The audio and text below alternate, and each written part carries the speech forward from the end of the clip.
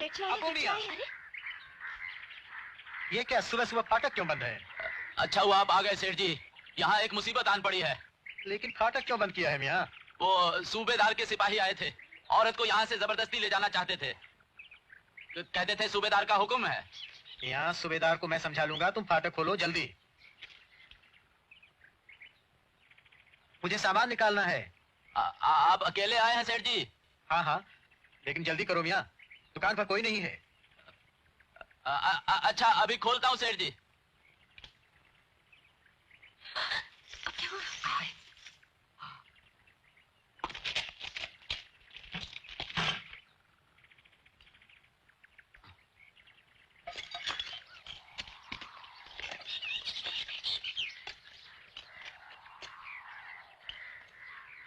खबरदार, तुम्हें क्यों झूठ बोलना पड़ा सेठ?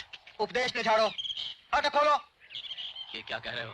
तुम्हें मालूम नहीं वो सोनबाई के साथ क्या सलूक करेंगे? देखो, मैं जो कहता हूँ करो।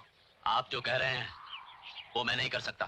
मैं इस कारखाने का मालिक हूँ और मैं यहाँ का चौकीदार।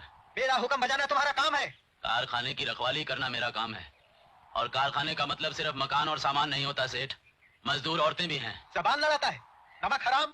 वाह सेठ, 40 साल की वफादारी का ये इनाम दिया है। खैर, फिर भी बेईमान होना